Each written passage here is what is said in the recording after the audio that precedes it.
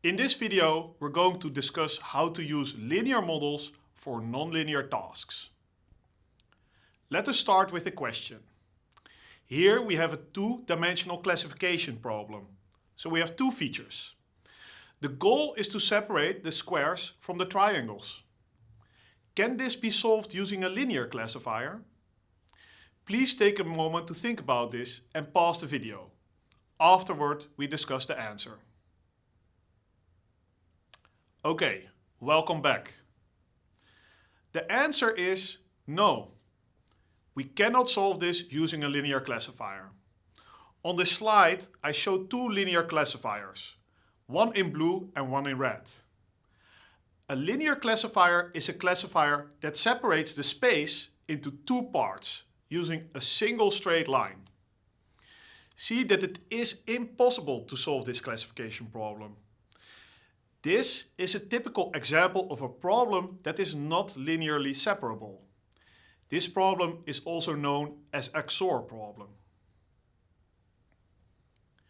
Here we have another nonlinear separable problem on the slide. Here again, we need to separate the squares from the triangles. However, in this slide, we see a logistic regression model that is separating to two classes.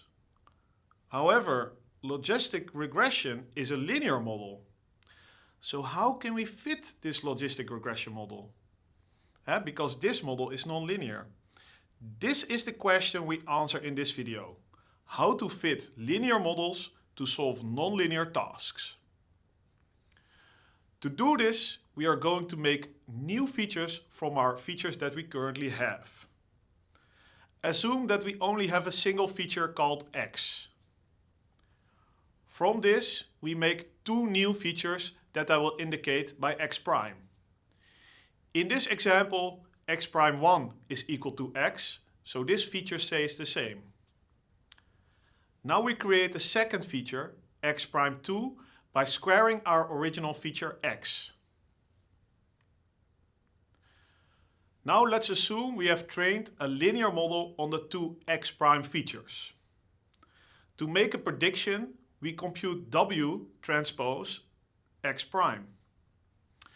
Now we get these two terms on the slide, and this is still linear. However, let us plug in the definition of the prime features. We get W1 times x, which is again linear, but now we get plus W2 x squared. Because we square x, this is not linear anymore. So now we have obtained a nonlinear model in terms of x. So this model is linear in x prime, but actually it is not linear in x. So we have obtained a nonlinear model using a linear model. This technique is called extracting polynomial features. When you're extracting polynomial features, you must always indicate the degree. The degree indicates the highest power. For example, let's say we are extracting polynomial features of degree 3. X is again our original feature. Then we will get these three new features, x prime 1, x prime 2 and x prime 3. The first new feature is again a copy of the original. For the second feature we raise x to the power 2, and for the third feature we raise x to the power 3. How should we choose the degree? Well, in the figure on the right we see several regression models with different degrees. We see that degree 1 is linear. This is the simplest model. Degree 5 is more flexible, and finally we see that degree 20 is very flexible. So the higher your degree, the more flexible your model. Now let's have a look at an example with two features. x1 and x2 are now the original features. The new features we will again indicate as x prime. Let us say x prime 1 is equal to x1 and x prime 2 is equal to x2. So again, these features stay the same. Now let us make some new polynomial features. In this case, we can make more combinations because we can also mix features. In this example, x prime 3 is x1 squared and x prime 4 is x1 times x2. So here they mix. X prime 5 is x2 squared.